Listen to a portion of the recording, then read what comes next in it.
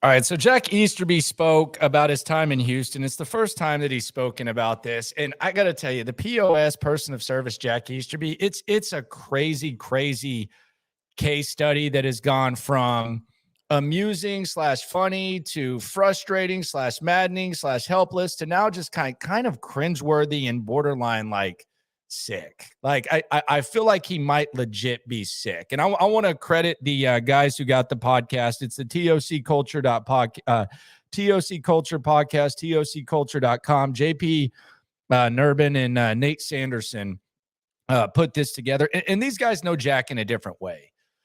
They know Jack from his time in New England and South Carolina. And they even mention, experiences in New England. And in New England, though, Jack was a culture guy. He was not a football operations guy. And I've witnessed firsthand, talked to people from many layers that have had the experience with Jack Easterby. We saw what happened to Jack Easterby, the whole transition of this organization and where they went. It completely plummeted. And the full link to the podcast is below. By the way, it is the Locker Room on YouTube. I'm Landry Locker. Subscribe to the podcast, number one source of daily Texans digital content. You can also hear me Monday through Friday, 10 to 2, Sports Radio 610 on the Odyssey app and on the 610 old AM dial, home of the Texans. We criticize them when it needs to be. We talk to players. We talk to coaches. We're there at every game, whether it's before the game tailgating or after the game in the actual locker room talking to the players. So it's some of the best Texans content you can get. And today's kind of a slow day. The search is continuing. We're down to 6. We'll talk about that at the end. But the Jack Easterby thing is interesting. And I recommend that you check it out because I think Jack Easterby in his own mind has convinced himself that the Texans were in a transition when he got here. Let's remember the Texans had just gone 11-5 when Jack Easterby got here in April of 2019. He fired Brian Gaines shortly after that. And that's when stuff began to unravel. Deshaun Watson wanted out, etc. But Jack keeps talking about transition. He talks about it being a young franchise. It's absolutely silly. Other thing that Jack talks about is the false truths and stories about him that just aren't true. He talks about uninformed people and disguised care and all that type of stuff. Look, people can care, but people care and they can also think that you were awful at your gig and what you did. And that's the reality of the situation. He has convinced himself that there are all these false truths. And he even tells the guys, you got to remember these people aren't giving educated opinions and we're in the era of clicks, etc. They are educated opinions. And my question would be, and I actually asked him this face-to-face, would be, is Andre Johnson uninformed? Because Andre Johnson said nothing good has happened since you got here. Are all the guys that we've talked to, are they uninformed? I don't think so.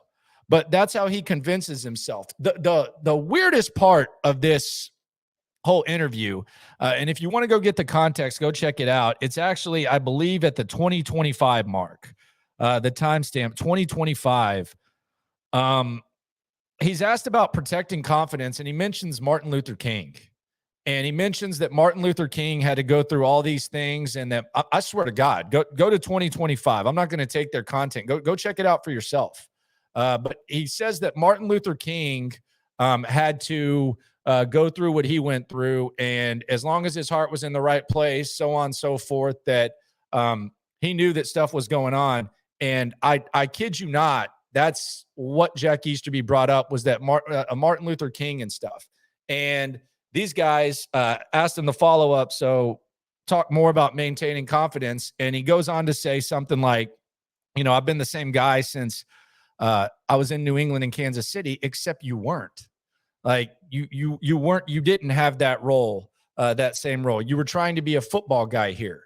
So you weren't the same guy. But the Martin Luther King thing was really weird, because when you convince yourself, that, and for someone who uses truth, he sure does skew truth in order to like fit his own reality. And this is where we've kind of transitioned to the sick part, where I think the guy is like legit sick, or he is just the most conniving, sneaky guy ever.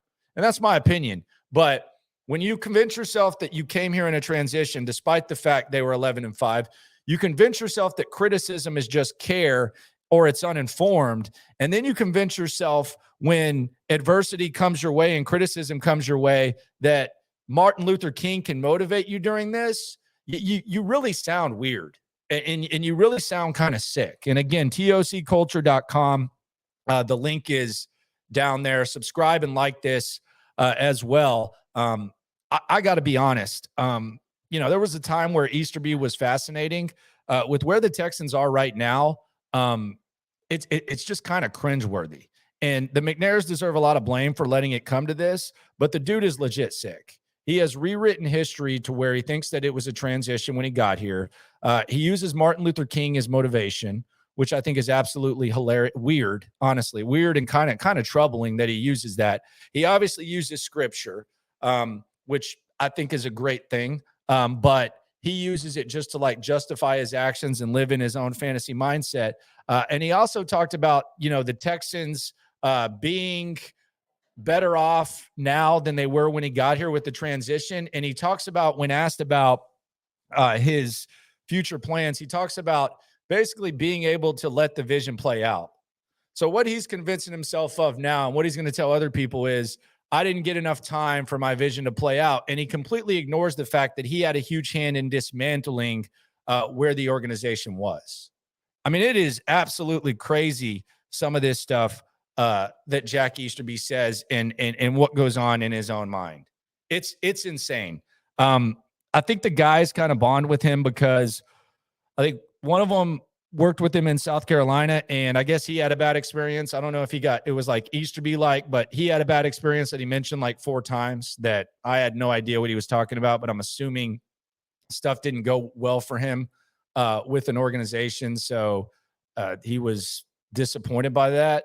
But between the Martin Luther King reference, between convincing yourself that there was some sort of transition, between the criticism just being about care and all that type of stuff, I'm so glad Jack Easterby's gone. But every time I hear him speak, it's sickening. And the Andre Johnson's not uninformed. Andre Johnson criticized him, and I remember when I brought that up to Jack when he was trying to do his sales pitch and stuff. He said, "Well, Andre was hurt, and it was care." And that's how he justifies his criticism: is it's hurt, it's care, or it's uninformed. That's how he does it. And he also said, along with saying that New England tried to get him to mold Robert Kraft or Bill Belichick, and he couldn't do that to Bill. He also said that, he tried to teach Andre Johnson how to be an agent with him and his agent, which is weird because I'm pretty sure Andre could use his resources. But he said that he tried to take credit for bringing in Nick Caserio, which I think in his mind, Jack Easterby thinks he arrived here in 2021 and didn't completely dismantle the culture and assets and stuff of the organization.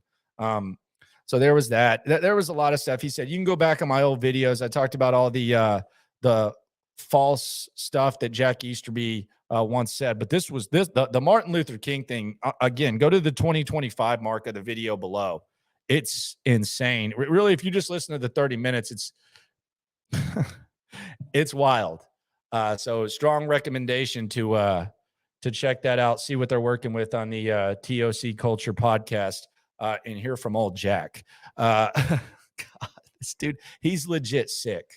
Like, in my opinion, I think he's, and that's almost giving him the benefit of the doubt. I don't even look at that as like an insult, because he's either like calculated, and there are some calculated things, or he's just so blinded to where it's like it's about as sociopathic as you can see when you hear what he says about Houston. And I've witnessed it firsthand, some of the stuff he says. I remember when he tried to compare these situations to the Astros and all that.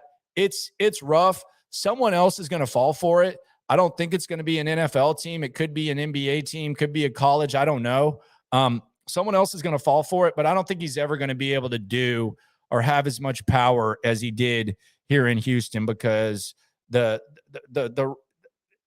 be, and he talked about trying to set truth straight. He never talked or anything like that. But I think a lot of people can see through this. Unless you're like a fake culture coach, or you're maybe someone faithful who kind of gets blinded when someone uses faith to kind of justify themselves, or uses like Martin Luther King to 2025. Just check that out for the context. I don't think too many people are going to fall for this, which really doesn't make me feel much better because why did it have to be us? Why did it have to be here? Who knows? But there's going to be stories for days about this. And Jack continues to put out his false truths while claiming there are false truths about him. I'll let you decide yourself. Check it out. TOC Culture Podcast. Better days ahead, hopefully, for the Texans. Part 1 of the search, I think, concludes today. I think we're down to 6. Mike Kafka going to interview today. Already interviewed Gannon. Already interviewed Steichen, the Eagles defensive and offensive coordinators. D'Amico Ryans right now is the people's choice. And then you got Evero and Brown as kind of the dark horses, but 2 guys with very, very bright futures. Who knows? Maybe they end up on a staff here or something like that, or maybe they end up where they are. Evero, we don't know where he's going to go, but better days ahead. The search is ahead of us. Jack Easterby, luckily, is behind us, but he spoke on Houston and his the Martin Luther King influence, the transition, etc. Never really in my life have I seen, witnessed anything like this. You almost got to see it to believe it. It's not uninformed. There are a lot of people, including Andre Johnson, who just kind of roll their eyes at Jack. The other thing is him talking about not being on record. They directly spoke to him, and that was they do like an intro talking about like, and no one was on the record. He's not on the record when he tries to plant stories. Now, I've witnessed that firsthand. So let's just be serious.